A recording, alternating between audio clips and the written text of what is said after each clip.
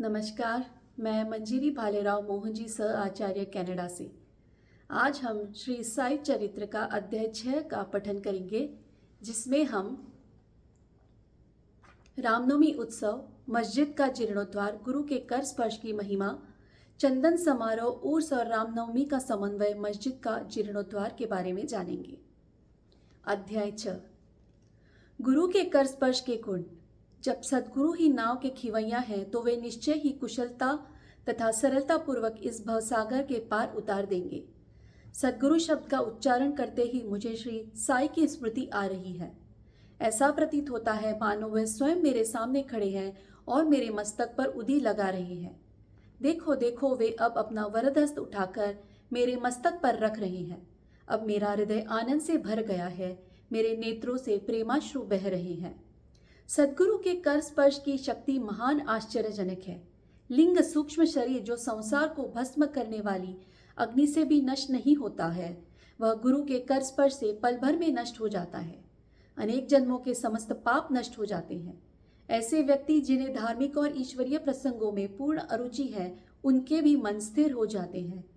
श्री साई बाबा के मनोहर रूप के दर्शन कर कंठ प्रफुल्लता से रूंज जाता है, आंखों से अश्रुधारा प्रवाहित होने लगती है और जब हृदय भावों से भर जाता है तब सोहम भाव की जागृति होकर आत्मानुभव के आनंद का आभास होने लगता है। मैं और तू का भेद, द्वैत भाव नष्ट हो जाता है और तत्क्षण ही ब्रह्म के साथ अभिन्नता प्राप्त हो जाती है। जब मैं धार्मिक ग्रंथों का पठन करता हूँ तो क्षण क्षण में सद्गुरु की स्मृति हो जाती है। बाबा राम या कृष्ण का रूप धारण कर मेरे सामने खड़े हो जाते हैं और स्वयं अपनी जीवन कथा मुझे सुनाने लगते हैं। अर्थात जब मैं भागवत का श्रवण करता हूँ तब बाबा श्री कृष्ण का स्वरूप धारण कर लेते हैं और तब मुझे ऐसा प्रतीत होने लगता है कि वे ही भागवत या भक्तों के कल्याणार्थ उद्धव गीता सुना रहे हैं। जब कभी भी मैं किसी से वार्तालाप किया करता हूँ तो मैं बाबा की कथाओं को ध्यान में लाता हूँ, जिससे उनका उपयुक्त अर्थ समझाने में सफल हो सकूं। तब एक शब्द या वाक्य की रचना भी नहीं कर पाता हूँ, परंतु जब वे स्वयं कृपा कर मुझसे लिखवाने लगते हैं तब फिर उसका कोई अंत नहीं होता। जब भक्तों में अहंकार की वृद्धि होने लगती है तो वे शक्ति प्रदान कर उसे अहंकार शून्य बनाकर अंतिम ध्येय की प्राप्ति कर देते हैं तथा उसे संतुष्ट कर अक्षय सुख का अधिकारी बना देते हैं। जो बाबा का नमन कर अनन्य भाव से उनकी शरण में जाता है, उसे फिर कोई साधना करने की आवश्यकता नहीं है। धर्म, अर्थ, काम और मोक्ष उसे सहज ही प्राप्त हो जाते हैं। ईश्वर के पास पहुंचने के 4 मार्ग हैं: कर्म, ज्ञान, योग और भक्ति। इन सब में भक्ति मार्ग अधिक कंटकाकीर्ण, गड्ढों और खाइयों से परिपूर्ण है। यदि सद्गुरु पर विश्वास कर गड्ढों और खाइयों से बचते हुए और पदानुक्रमण करते हुए सीधे अग्रसर होते जाओगे तो तुम अपने ध्येय अर्थात ईश्वर तक आसानी से पहुंच पाओगे। श्री साई बाबा ने निश्चयात्मक स्वर में कहा है कि स्वयं और ब्रह्म और उनकी विश्व को उत्पत्ति, रक्षण और लय करने आदि की भिन्न भिन्न शक्तियों के पृथकत्व में भी एकत्व है। इसे ही ग्रंथकारों ने दर्शाया है। भक्तों के कल्याणार्थ श्री साई बाबा ने स्वयं जित वचनों से आश्वासन दिया था, उनको नीचे उद्धृत किया जाता है। मेरे भक्त के घर अन्न तथा वस्त्रों का कभी अभाव नहीं होगा। यह मेरा वैशिष्ट्य है कि जो भक्त मेरे शरण आ जाते हैं और अंतःकरण से मेरे उपासक है, उनके कल्याणार्थ मैं सदैव चिंतित रहता हूँ। कृष्ण भगवान ने भी गीता में यही समझाया है, इसलिए भोजन तथा वस्त्र के लिए अधिक चिंता न करो।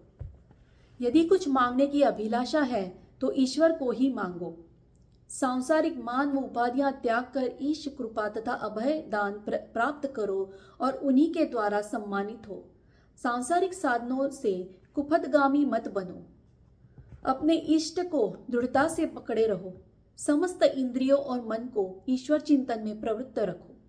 किसी पदार्थ से आकर्षित न हो, सदैव मेरे स्मरण में मन को लगाए रखो ताकि वह देह, संपत्ति व ऐश्वर्य की ओर प्रवृत्त न हो। तब चित्त स्थिर, शांत व निर्भय हो जाएगा। इस प्रकार की मनस्थिति प्राप्त होना इस बात का प्रतीक है कि वह सुसंगति में है। यदि चित्त की चंचलता नष्ट न हुई तो उसे एकाग्र नहीं किया जा सकता। बाबा के उपर्युक्त शब्दों को उद्धृत कर ग्रंथकार शिरडी के रामनवमी उत्सव का वर्णन करता है। शिरडी में मनाए जाने वाले उत्सवों में रामनवमी अधिक धूमधाम से मनाई जाती है।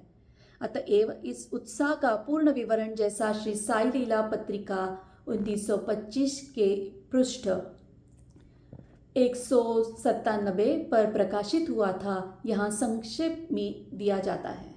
प्रारंभ। कोपर गांव में श्री गोपाल राव गुंड नाम के एक इंस्पेक्टर थे। वे बाबा के परम भक्त थे। उनकी 3 स्त्रियां थीं, परंतु एक के भी संतान न थी। श्री साई बाबा की कृपा से उन्हें एक पुत्र रत्न की प्राप्ति हुई। इस हर्ष के उपलक्ष्य में सन 1897 में उन्हें विचार आया कि शिरडी में मेला अथवा उर्स भरवाना चाहिए। उन्होंने यह विचार शिरडी के अन्य भक्त तात्या पाटिल, दादा कोते पाटिल और माधवराव के समक्ष विचारणार्थ प्रकट किया। उन सभी को यह विचार अति रुचिकर प्रतीत हुआ तथा उन्हें बाबा की भी स्वीकृति और आश्वासन प्राप्त हो गया। उर्स भरने के लिए सहकारी आज्ञा आवश्यक थी, इसलिए एक प्रार्थना पत्र कलेक्टर के पास भेजा गया, परंतु ग्राम कुलकर्णी पटवारी के आपत्ति उठाने के कारण स्वीकृति प्राप्त न हो सकी। परंतु बाबा का आश्वासन तो प्राप्त हो ही चुका था, अतः पुनः प्रयत्न करने पर स्वीकृति प्राप्त हो गई।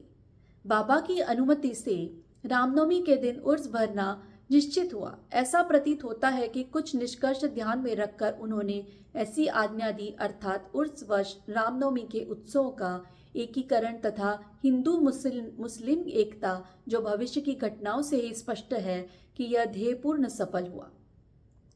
प्रथम बाधा तो किसी प्रकार हल हुई। अब द्वितीय कठिनाई जल के अभाव की उपस्थित हुई। शिरडी तो एक छोटा सा ग्राम था और पूर्व काल से ही वहां जल का अभाव बना रहता था।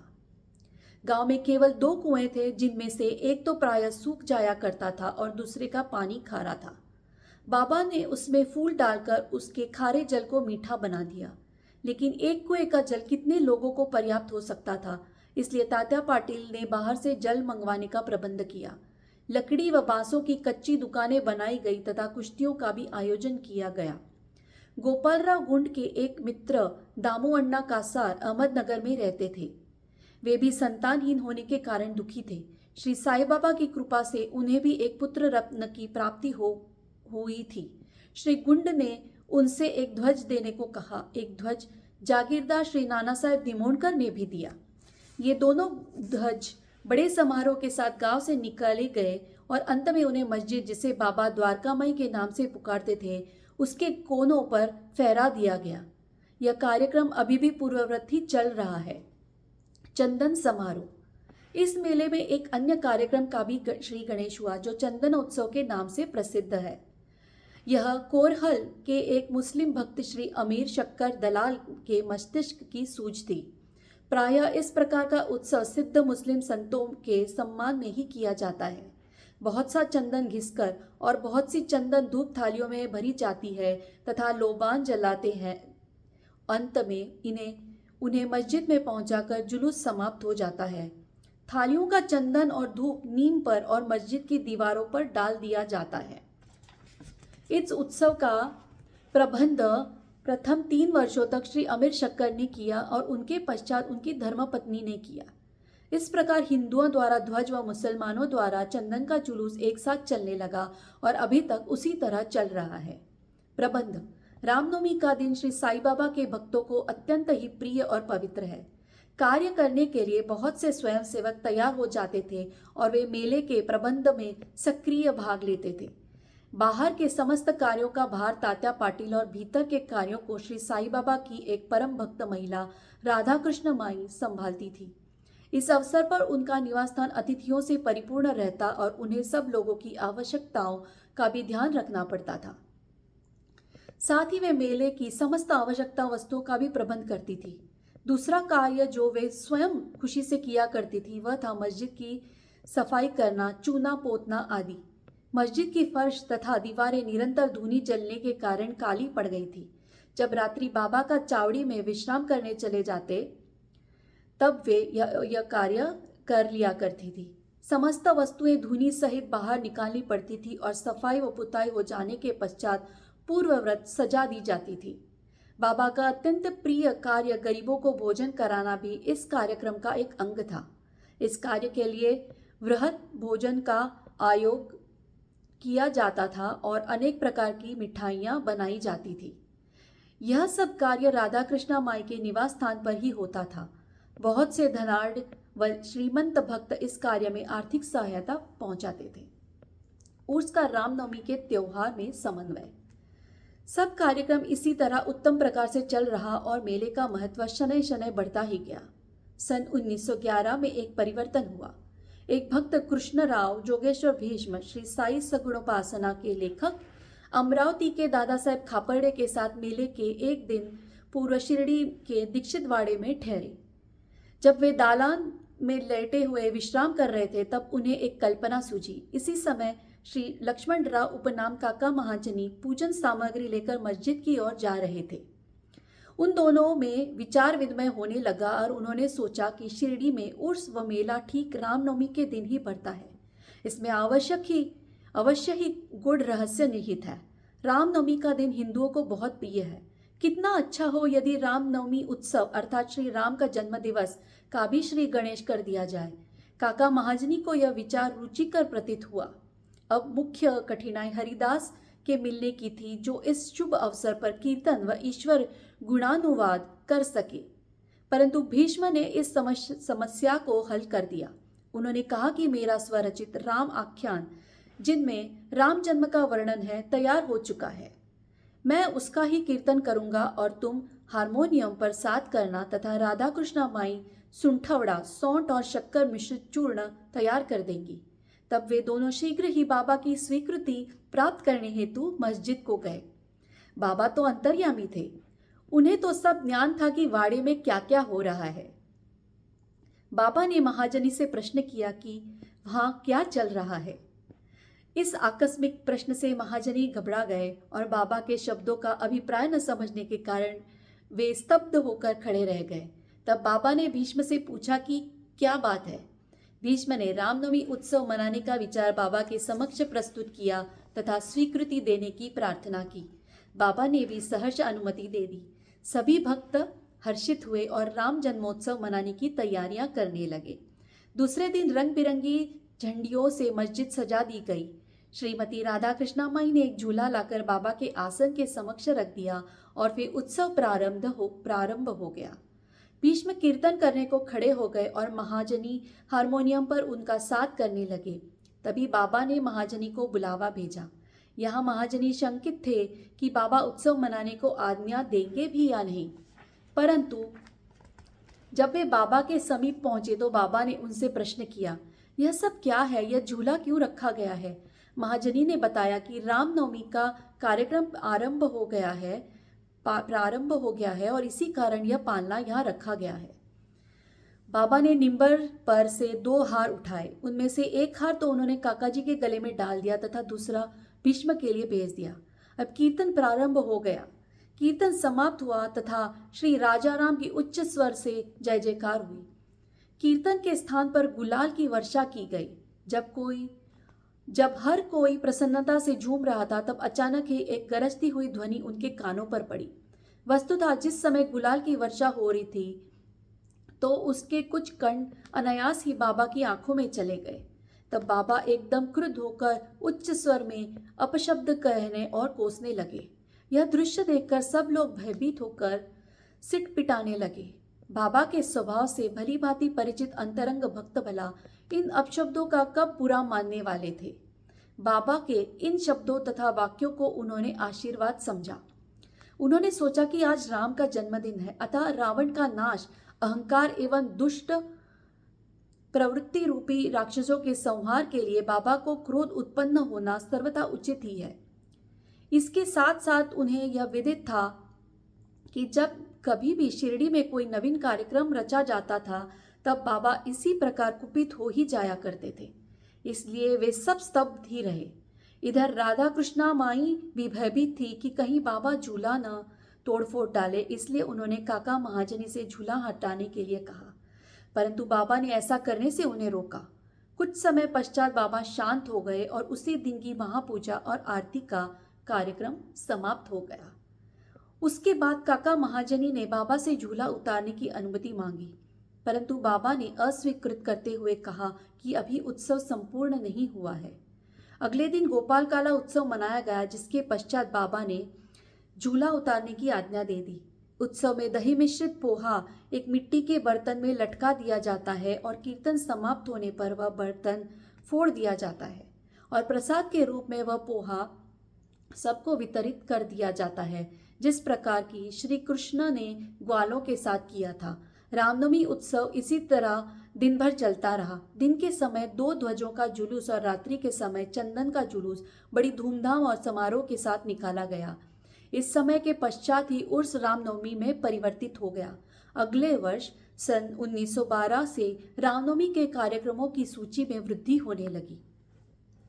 श्रीमती राधाकृष्ण माई ने चैत्र की प्रतिपदा से नाम सप्ताह प्रारंभ कर दिया। लगातार दिन रात 7 दिन भगवत नाम लेना नाम सप्ताह कहलाता है। सब भक्त इसमें बारी बारी से भाग लेते थे। वे भी प्रातःकाल सम्मिलित हो जाया करती थी।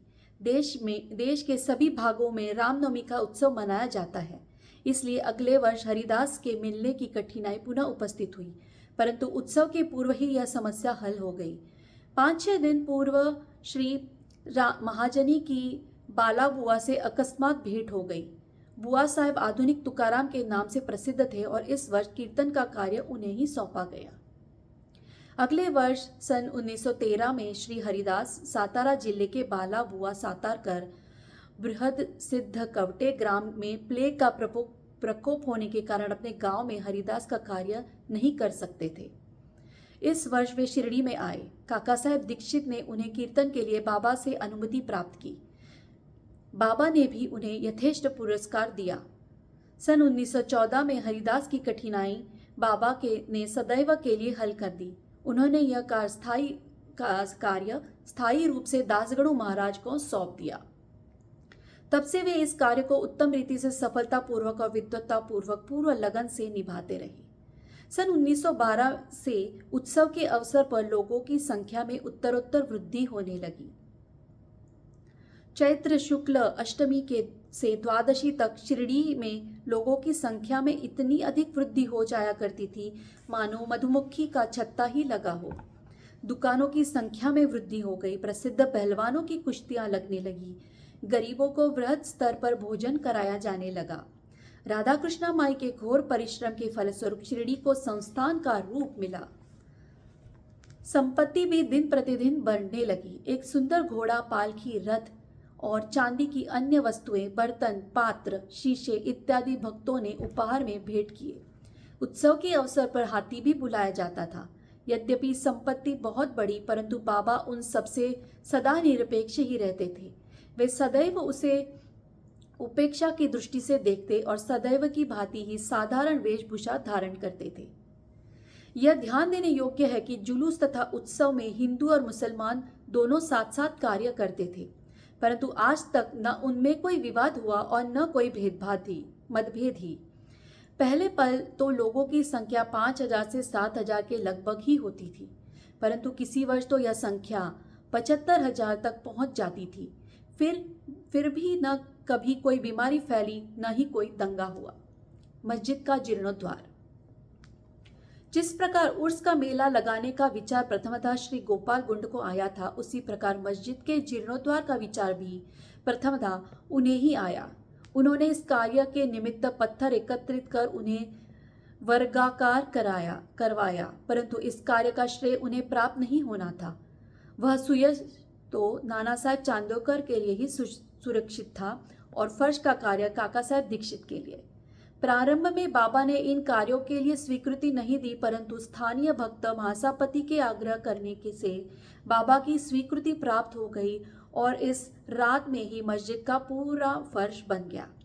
अभी तक बाबा एक टाट के टुकड़े पर ही बैठते थे। अब वह टाट का टुकड़े को वहां से हटाकर उसके स्थान पर एक छोटी सी गद्दी बिछा दी गई। सन 1911 में सभा मंडप भी घोर परिश्रम के उपरांत ठीक हो गया। मस्जिद का आंगन बहुत छोटा तथा असुविधाजनक था। काका साहब दीक्षित आंगन को बढ़ाकर उसमें ऊपर छत लगवाना चाहते थे। यथेष्ट द्रव्य राशि व्यय कर उन्होंने लोहे के खंभे, बल्लियां व कैंचियां मोल ली और कार्य भी प्रारंभ हो गया। दिन रात परिश्रम कर भक्तों ने लोहे के खंभे जमीन में गाड़े। जब दूसरे दिन बाबा चावड़ी से लौटे, उन्होंने उन खंभों को उखाड़कर फेंक दिया और अति क्रोधित हो गए।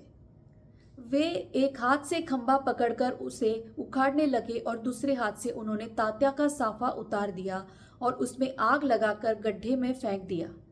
बाबा के नेत्र जलते हुए अंगारे के सदृश लाल हो गए। किसी को भी उनकी ओर आंख उठाकर देखने का साहस नहीं होता था। सभी बुरी तरह भयभीत होकर विचलित होने लगे कि अब क्या होगा। भागोजी शिंदे, बाबा के एक कोढ़ी भक्त, कुछ साहस कर आगे बढ़े, पर बाबा ने उन्हें धक्का देकर पीछे धकेल दिया। माधोरा की भी वही गति हुई। बाबा उनके ऊपर भी ईंट के ढेले फेंकने लगे। जो भी उन्हें शांत करने गया, उसकी वही दशा हुई। कुछ समय के पश्चात क्रोध शांत होने पर बाबा ने एक दुकानदार को बुलाया और एक जरीदार साफा खरीद कर अपने हाथों से उसे तात्या के सिर पर बांधने लगे, जैसे उन्हें विशेष सम्मान दिया गया हो। यह विचित्र व्यवहार देखकर भक्तों को आश्चर्य हुआ। वे समझ नहीं पा रहे थे कि किस अज्ञात कारण से बाबा इतने क्रोधित हुए। उन्होंने तात्या को क्यों पीटा और तत्क्षण ही उनका क्रोध क्यों शांत हो गया। बाबा कभी कभी अति गंभीर तथा शांत मुद्रा में रहते थे और बड़े प्रेम पूर्वक वार्तालाप किया करते थे, परंतु अनायास ही बिना किसी गोचर कारण के वे क्रोधित हो जाया करते थे। ऐसी घटनाएं देखने में आ चुकी है, परंतु मैं इसका निर्णय नहीं कर सकता कि उनमें से कौन सी लिखूं और कौन सी छोड़ूं। अतः जिस क्रम से वे याद आती जाएंगी, उसी प्रकार उनका वर्णन किया जाएगा। अगले अध्याय में बाबा यवन है या हिंदू, इसका विवेचन किया जाएगा तथा योग, साधन, शक्ति और विषयों पर भी विचार किया जाएगा। श्री सद्गुरु साईनाथार्पणमस्तु। शुभम भवतु, शुभम भवतु, शुभम भवतु। धन्यवाद।